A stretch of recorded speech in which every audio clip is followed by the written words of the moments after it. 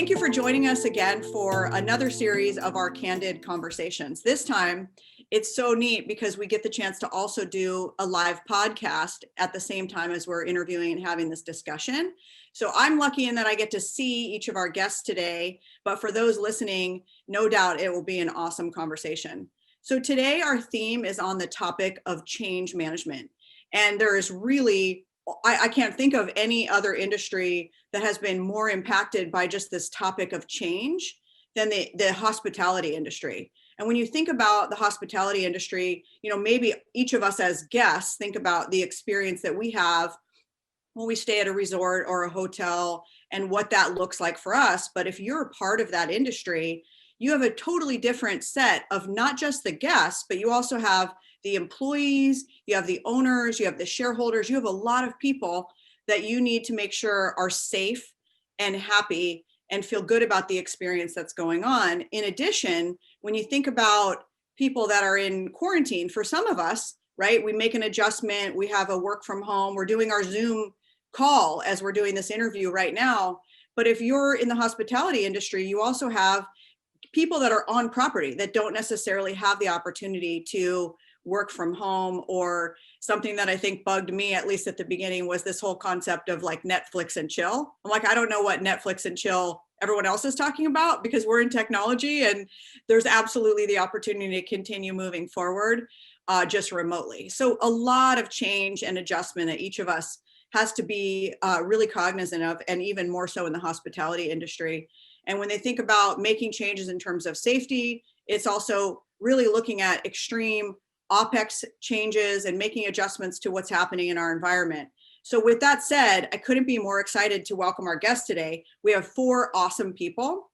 We have Neetan, who is joining us today. We have Neetan from Dubai Holdings. We have Christian, who is joining us from Melia. And then we have Marco, who is joining us from the Four Seasons.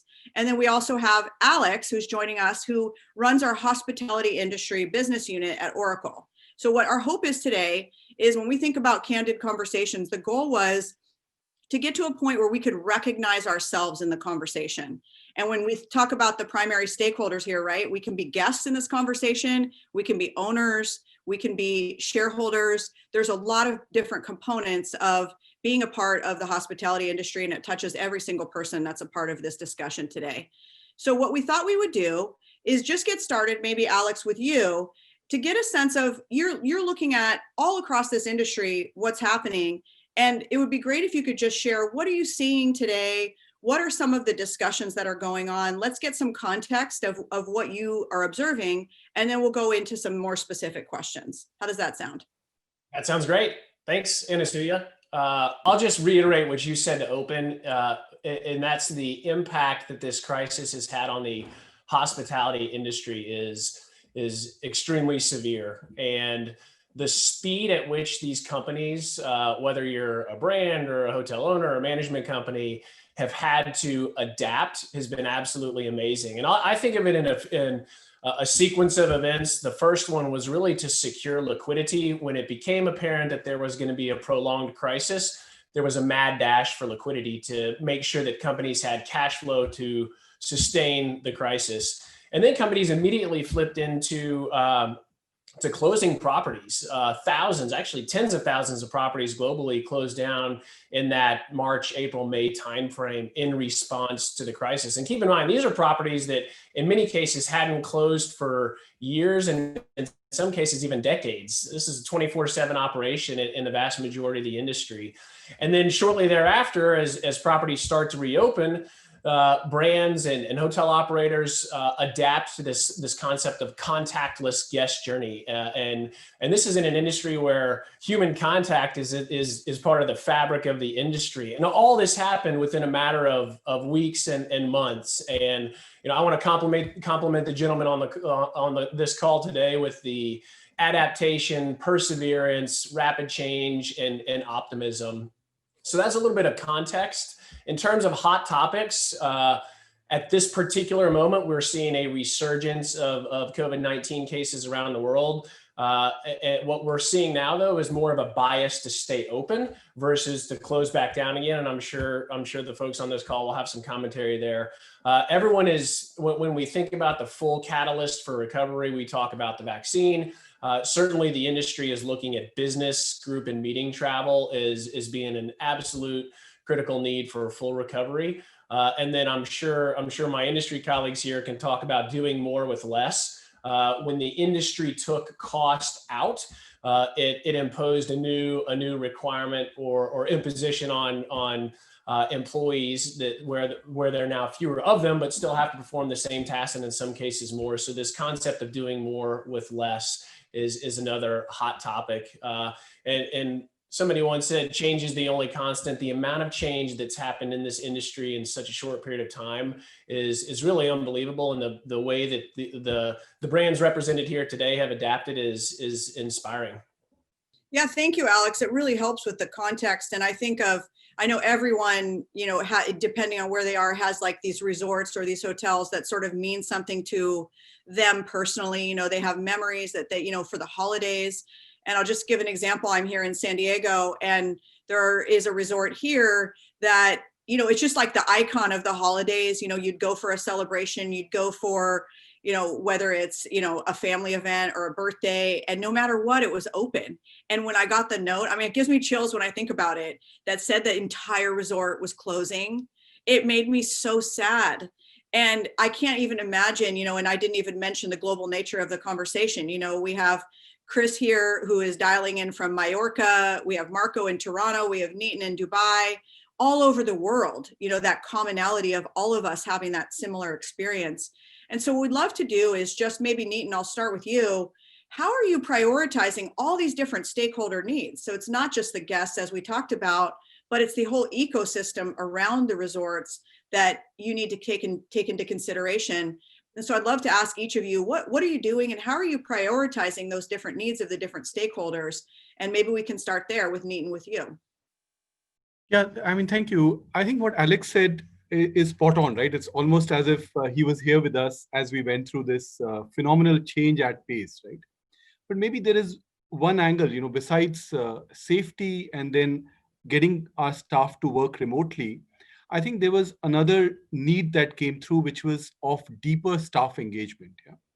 And with Dubai Holding, of course, Jumeirah Group is one of our entities.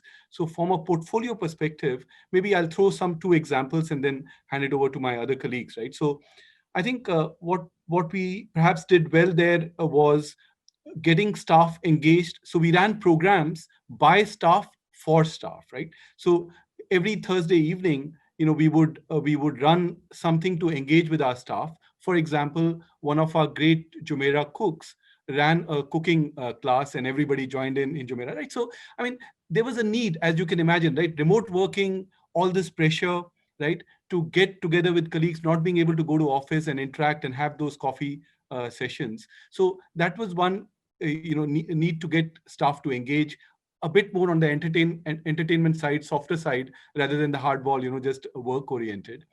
And I think the other innovative aspect was, well into our journey of transformation, we would say it's not just creating great customer experiences, it's also about creating great employee experiences, right? So we built a platform called One, which we deployed across all Dubai Holding. And, we got through this COVID period during the early days, we got our F&B delivery, from our restaurants enabled through One. So employees could go there and, order some great food. It helped, some of our F&B outlets stay in business. We got delivery done to our employees as much as also, we also run a grocery chain, right? So I think staff engagement, besides increasing the intensity and cadence of official engagement, ability to leverage some of our platforms to engage them with our own brands, and secondly, getting employees to intersect and engage with employees through these softer programs, Thursday evening kind of shows, was some of the important things besides liquidity management, safety, remote working, right? Which I wanted to throw some light on. Yeah, that's fascinating, Neetan. And just thinking about this concept of engagement, and also, when you think about it from a hospitality perspective, also this topic of loyalty. And there's such a huge opportunity of creating loyalty associated not only with the employees, but everyone who touches your ecosystem of properties and businesses. They probably feel so much more connected, maybe even in some ways than ever before, because it's this experience of my organization cares about me, or cares about me as a guest, or cares about me as an employee. So very cool. Thank you. Marco, what about you? Can you share your thoughts and what some of the ways that you've been engaging stakeholders and what that looks like? Yeah, very, very similar to what Neetan actually just described. Big shift, obviously, for our employees at the hotels to protect them and get them safe. So lots of energy there. And Alex talked a little bit about, the speed that went through even with our partners to help us. And then a real focus with our guests, right? So the guests need to feel safe, and they want to go. And your story around, receiving that information and being sad about it, I mean, that's happening all over the world. There are guests that go to hotels on a regular basis for festive periods or own residences, then they want to go there. So lots of energy around that. And our investments are being really put around the guests and digital, because it's the safest way to allow that experience to happen, but to do it in a way that allows some sort of sense of contact with the guests. I mean, you're there with the guests, you have masks on, but we're trying to have a blend, right? That's what's changing. We're trying to have a blend, and everything that we did and said about staff engagement, for the first time, it forced our organization to be able to speak to our employees worldwide, 50,000 employees worldwide. Our CEO will, on a monthly basis, speak to everybody, because we have technology that allows that to happen. So there is a greater connection through technology with our employees, greater connection working from home. And now, our people and culture department are working on new initiatives to help our employees stay mentally connected through the use of third parties, whether it's yoga, fitness, meditation, so that we all realize it's a challenging place to be right now. So those are the pillars that we're looking at in terms of how we're putting our investments together. I love that topic of people and culture, and just that awareness and that monthly call. And I think, like both of Neetan and yourself shared, we've got this perspective of connection and engagement that's completely changed, but at the same time has driven more engagement and connection in different ways than maybe you've seen before or had to consider. Absolutely. It's fascinating. So Chris, what about you? What types of engagement and how have you been working to satisfy the needs of the different stakeholders that you need to? Okay, I would say that we are in an industry that is very operational oriented.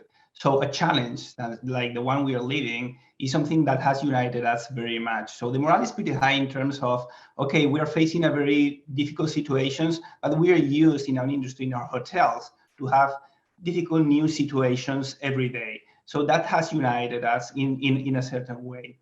Also, the factors of using this time to do two things. I would say the first one is responding to the society on, okay, let's see where we are, not we as Melia, and once we are sure that we are surviving this situation, and we made our hygiene projects to allow everyone to work from home, etc. Let's see what's going on in the society, and then adapting our hotels to stay safe by Melia on one side. So as soon as customers can come back to our hotels, they are very safe. And also looking at those people that has been working really hard over this time. And I mean, people working in healthcare and people working in security in the cities. So you've seen that we have a low percentage of occupancy, sadly. We are giving a lot of stays to these people for free to pay back their involvement and the sacrifices they're doing with their families, because they're going through really hard times. Some of these people is isolated from their own family just to make sure they are safe, because they are exposed to difficult situations. So paying back to them is something that is also making the morale very high in our staff. At the same time, we've been taking care of improving our e-learning systems during this time and encouraging people that has lower percentage of work to improve their curriculum and also get better. And we provide a lot of free resources for them to improve their value in the market, be it after this crisis with us or somewhere else. And that's another value they also see in how we are managing this situation. Another aspect that's really making the morale very high is that we're using this time to make a huge transformation of our company. Operations are very low and we're almost a startup at this time. We have the ability to transform the processes of the company in a way that was impossible 1 year ago. And involving people in defining this new Melia, this more efficient Melia, this more giving experiences to the customers that are more frictionless. Everything we're changing and everybody sees that it's going to make us better at the end of this is also improving the morale very much. So I would say that focusing on understanding this situation on the positives and given what's in our DNA, that we are operational, we can handle difficult situations and always with a smile and always giving our best. It's been amazing. So it's so uplifting to hear you share that in terms of just what's possible right now during, this weird time, to say it simply, that all of us are experiencing. And I as I was listening to you, Chris, I was thinking about dealing with difficult situations. And that's so fun. I mean, I was actually kind of laughing because I was thinking, wow, in the hospitality industry, the amount of awkward situations that people must deal with that are whether it's with the guests or something else that, you could just bucket as awkward, is probably, like, when you think about it, this is also an awkward situation, just a different, unanticipated awkward situation. So that's interesting, just this desire to look at it that way and say we can still look at it like a startup, and in a way, what an interesting approach. We may have less people on site, we may have a different set of people on site, but how do we look at it as an opportunity to transform because we have less people on site? And so it's really interesting takeaway. And so one of the themes that I heard from each of you is this concept of transformation and also leveraging technology as a part of it, whether it's around, this one platform, Neetan, that you talked about, whether it's around the once monthly calls, Marco, that you talked about, and just really having everyone get connected company and globally to talk about what's happening. And then Chris, when you talk about this ability to drive training and enablement, that maybe you haven't had the opportunity or time to be able to drive in the past. Really cool. So maybe we'll start back with you, Chris, and kind of go around the Zoom, if you will. I'd love to get your thoughts on just, that technology backbone or that transformation. Did you already have that system in place? What were some of the things that when you look at maybe having OpEx shortages or OpEx challenges, at the same time, an increasingly high demand to leverage the technology infrastructure that you have and or make investments to drive that digital transformation? How did you balance that? And what are some of the things that you've done to enable, whether it's learning or other things that maybe you didn't get a chance to share? Okay, I would say that one of the first things we decided when facing this situation is that it was a unique time. So we have cut costs in many aspects of our company. We are reducing costs everywhere, but on transformation. We have, in fact, increased our investments in transformation. So I have more work and more things to do now than I had a few months ago, because we understood how critical it is using this moment that we're impacting much less our operations when we try new things. And we are changing all the backbone of our technology, especially the core technology. We are in the process of changing aspects of our distribution systems. We are in the process of evolving our property management systems.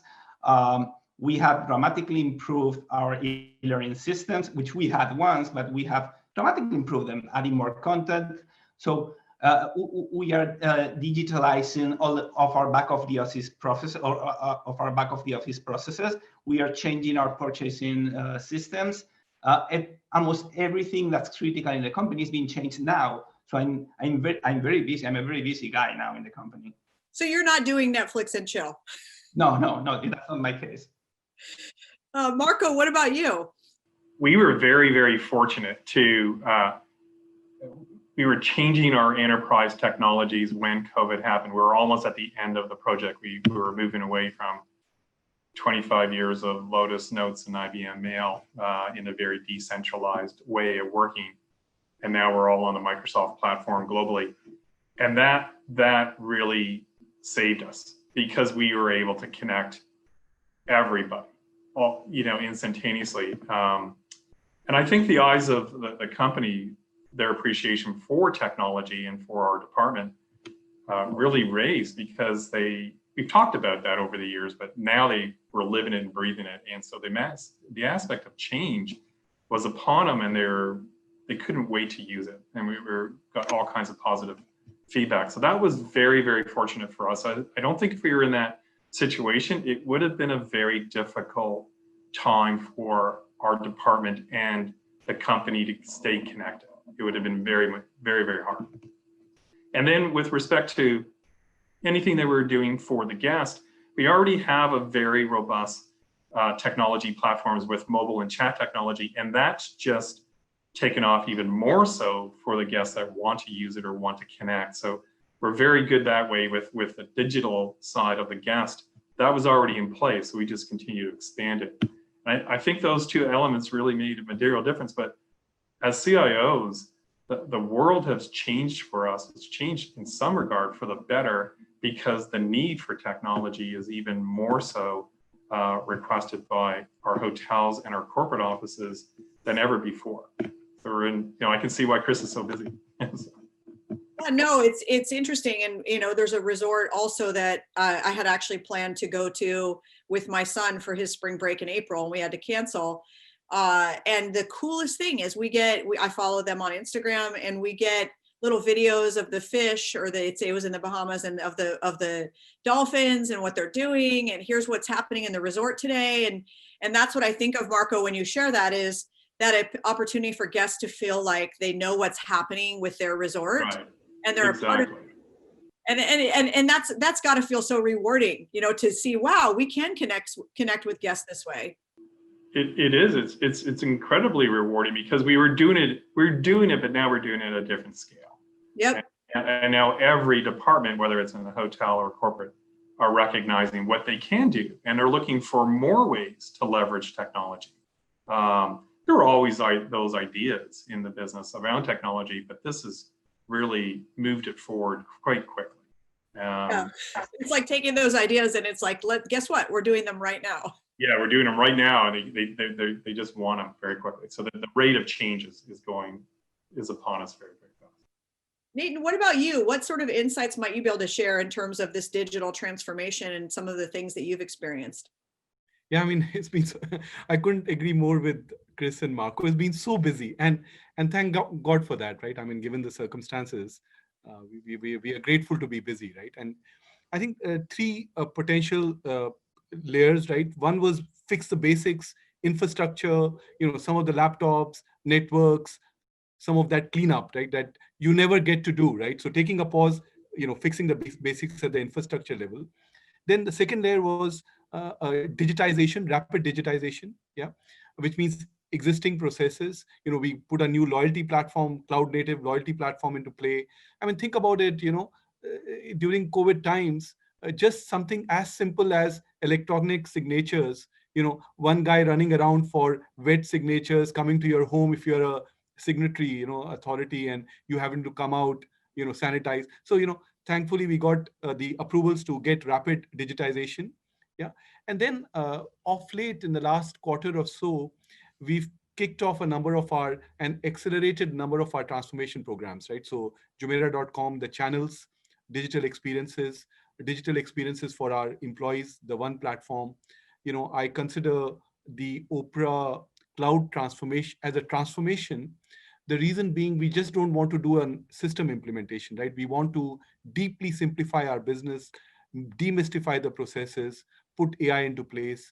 And similarly, we are doing the back office, right? So as you know, transformation is not just about the digital veneer, which is doing stuff for your customers, but it is also about having a kind of look at your operations and making them invisible, making them AI enabled. So all of this through this COVID period has got accelerated, right? So we've been busy doing all of this good work with less resources, as Alex said, doing much more with less, which has been fun and tiring at the same time. Yeah, no, and it's interesting that like concept of, fun and tiring, and then technology as an enabler. I think we probably all would have maybe said that sentence before, but really feeling it. It's like, it's almost bringing like a humanity to technology where it's like, wow, if we didn't have the ability to connect like we are right now, it would be really tough. And so just, Alex, I'd love to just throw a question your way in terms of, really interesting feedback in terms of how technology has been an enabler and even really helped create even more engagement potentially in circumstances. What are you seeing? Any insights or thoughts in terms of ways that you've seen that really occur in hospitality that you want to share? I'll add on to what Marco, Neetan, and Chris said, and I'll give an example. Like if you were to survey our customers in January of this year and say, what are your top 10 technology needs for the capabilities that Oracle Hospitality provides, you would have had a list. And then all of a sudden in April, that list gets tossed up in the air. Some stuff's completely off of it. Some brand new things are on.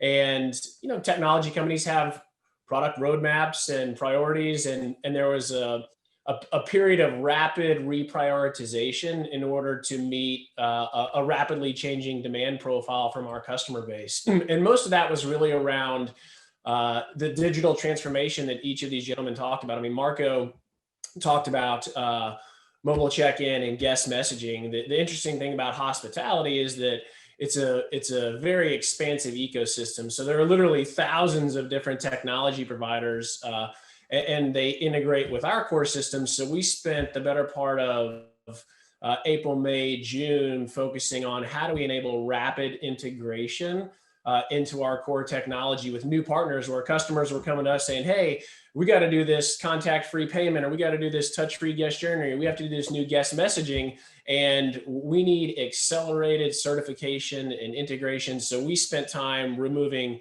technical, operational, and commercial barriers to providing technology that allow customers to rapidly meet the changing needs of their operations. So for us, it was that rapid pivot. Interestingly enough, we've now pivoted back to more of where we were back in January. So I don't want to say business as usual, but it's interesting. We have not throttled back at all in our technology investment for reasons that everyone said, and I think Chris said most poignantly about how busy he is the technology departments of the companies that we serve are in absolute overdrive right now with small projects, with major projects, and that means we've got to keep up and accommodate with the technology we provide and the underlying services we provide to get them active on our latest and greatest technologies.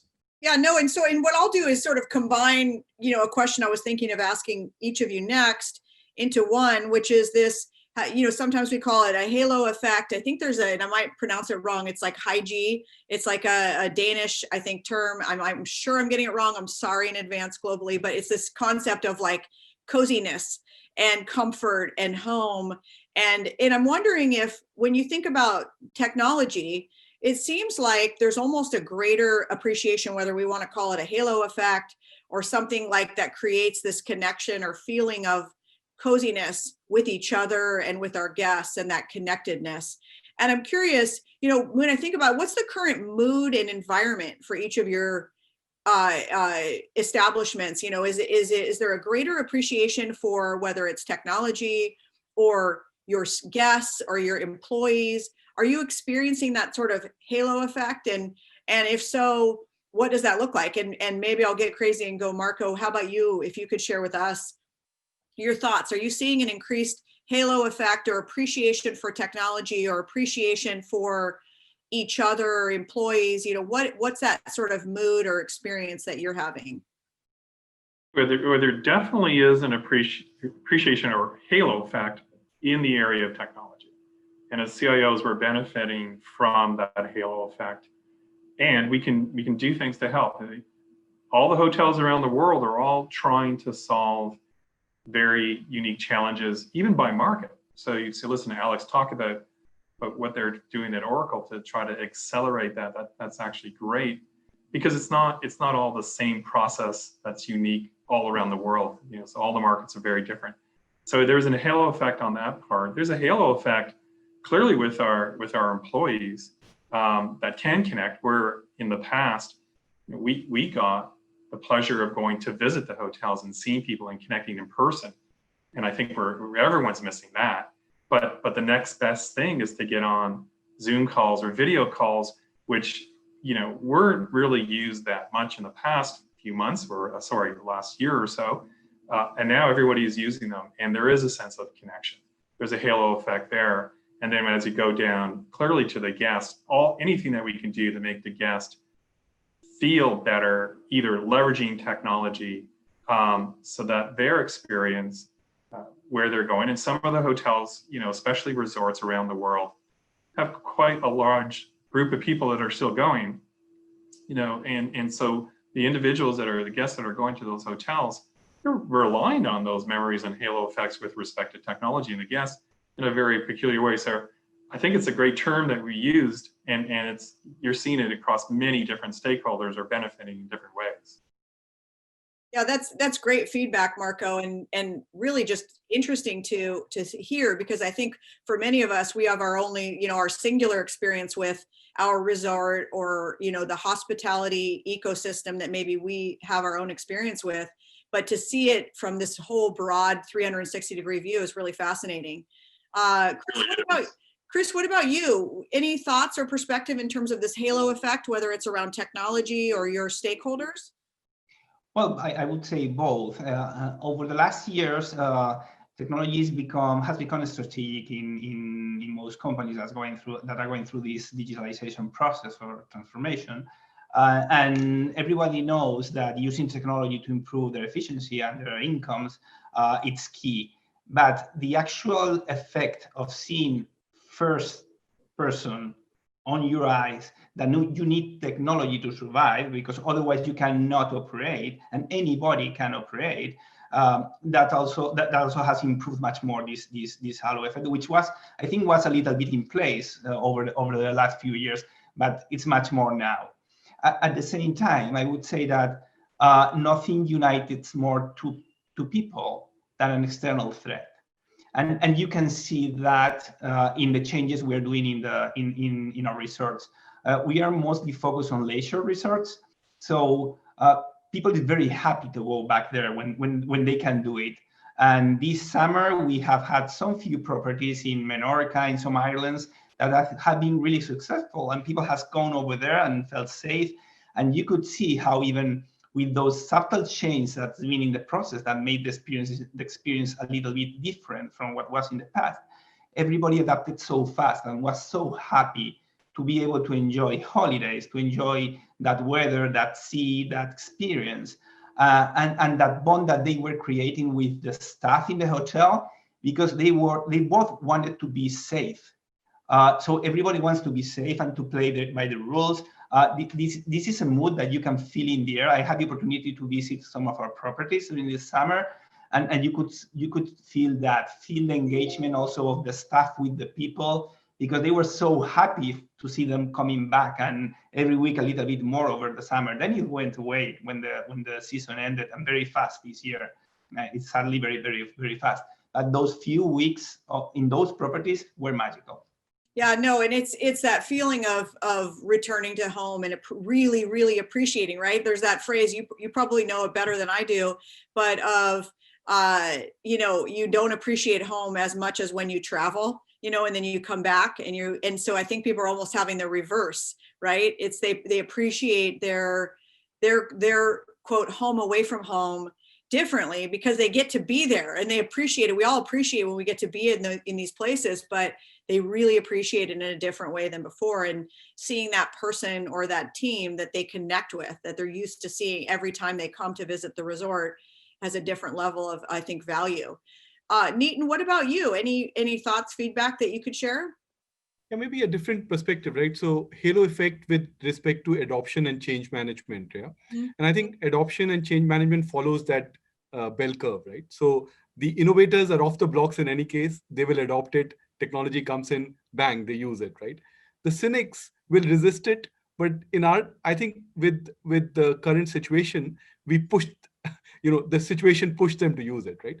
But the big art of change management is and adoption is the big middle, right? And getting them to shift towards the innovators rather than fall back to the laggards, right? And I think I hope as well that the big shift and the halo effect is in the big middle, who have now adopted, changed, used, pretty much through force right now. But hopefully that will stay with them. And if that happens, I think that will have a positive impact on adoption and change management for years to come, once the pandemic is over and done with. Yeah, no, it's fascinating. And that feeling of just appreciating what's possible and then accelerating what's possible from a technology perspective, and then appreciating what the result of that is in terms of connection and people. That's sort of how I see that connecting across that thread. And so perhaps if I could ask one last question, and I'll ask each of you, and I'll start with you again, Neetan. And just in terms of this phrase of, in the hospitality industry, there's some constants, right? Things that will never change. But I think that there's also now this phrase of things that will never be the same, and things that have changed that maybe you didn't expect. So if you could possibly, we'll just close on that, which is, what are some of the things that will never change still, given the huge change we've all been a part of and continue to be a part of? And then what are some of the things that will never be the same? Yeah, I mean, if somebody can predict the future, I mean, that whole prediction, argument has gone out of the window, right? So let me put it this way, right? What I wish, right, won't change, and what I wish will remain the same, right? So I think what I wish that won't change is this beautiful concept of which hoteliers, this obsession, this love, this passion for the customer, right? Their experiences, the delightful moments, and the great experiences that we create for our customers. I hope it sustains for perpetuity and grows, right? And then my hope is, what shifts, because adoption, kind of technology adoption has been a difficult game, because people feel that, if you do customer obsession, you don't need to really do technology, right? But that's shifted, right? So I hope that trend of invisible technology helping with these great guest experiences continues, for into perpetuity as well. Right? That's my hope. For all 3 months after this is done and dusted, humanity will go back to being the same. But I hope these two things happen. Right? I hope so too. I couldn't agree more. And there's this opportunity to be connected, albeit differently, in ways that I think none of us would have really imagined. Marco, what about you? Any thoughts that you could share about things that will never change or things that will never be the same? Well, once people feel safe to travel, everything will go back to normal, and the idea of the hotels and people and energy in the hotels, restaurants, bars, everything we know that we crave for will come back, and so that's tremendous. I think what will change for the good, all the various technologies that have been put in place will never go back as well. So we'll leverage the technologies. The hotels will get a much better appreciation for how to use technology better to enhance whatever they're trying to do and connect with the guests and even with our corporate colleagues. So I think that's very positive. I don't believe that's going to go back. It's changed and won't go back. And I think even from a corporate perspective, what's changed and may not go back is just the thinking about letting certain people work from home, and the idea of more and more dispersed workforce because the technology provides it. I think that's an attitude that's changed that won't go back. It'll probably swing somewhere in the middle. Maybe there'll be a little bit of a hybrid, but I think the days of everyone has to be in one location, that paradigm has been challenged quite a bit.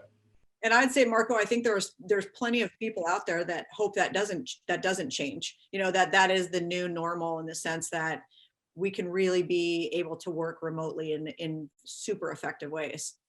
Chris, what about you? Well, I agree with my colleagues in the terms that what's not going to change, is going to stay forever, is this passion for service, this passion for the customer, this passion for delivering amazing experiences. That's the DNA, the core of our industry, and that's going to stay.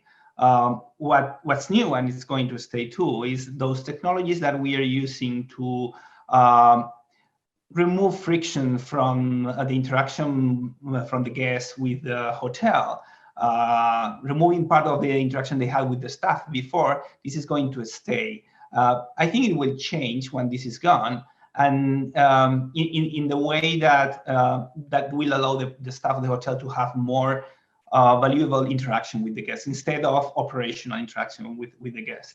And I think that's very important. And the other aspect that I think that's going to change dramatically after this is for the industry, understanding that we cannot give anything for granted. We were talking about ourselves as one of the oldest businesses in the history of humanity, the hospitality, because since people were moving from one town to another, they had to stay somewhere, and there were those little places where they could sleep and eat something, no? So we were very, very comfortable in thinking that there will be always a need for that. I think this situation has showed us that this may change at any time like this. And this is something that it's going to, for sure, to change how we approach our future. Yeah, no, I love that concept of just really thinking about and being aware of and appreciative of these moments that we have that can change in an instant and look very different. Alex, any thoughts from you that you want to share? Yeah, I would just say that, and all three of these gentlemen have said it in some way, but the desire to travel, to get out and experience the world, and all the surveys that have been conducted over the last 6 months back this up, as well as if you look at the occupancy figures over the Northern Hemispheric summer, where you had 12 straight weeks of occupancy increase, largely driven by the leisure traveler, because the leisure traveler is allowed to travel. You saw a flattening out of that growth in the fall. I don't think it's because people didn't want to travel for business. I think it's because businesses said you can't travel. But I firmly believe that there's an innate need to get out and meet people face to face and experience the world, and that's never going to change. Something I think will never be the same is the bar for employee communications. Marco talked about the monthly all hands calls. I do them every 2 weeks. I used to do these highly produced quarterly all hands. We're doing them every 2 weeks. That's not going to go away. I think employees love the transparency. They love the frequency of engagement. And I think the bar's been raised, and I think it's for the better, and let's never let a good crisis go to waste. And I think the way that we communicate with our teams on a global level, enabled by technology, will never be the same. Yeah, no, and I think there are some things, like you mentioned, that we hope won't change either. And I would correct, by the way, when I looked up the word, it's actually hygge, which is from the Danish culture, but it's this concept of hospitality and connection and warmth. And I just want to thank each of you for providing that hospitality, that, whether it's in the evening or whether it's awkward hours, just connecting with us here today, and all the different stakeholders that we hope recognize an experience they've had or are having, whether it's from a work perspective or whether it's a leisure perspective, of what that looks like in the hospitality industry. So thank you so much for sharing your feedback and thoughts with us today. And we look forward to talking to you soon, and hopefully in person. Thank you. Hey, you're very welcome.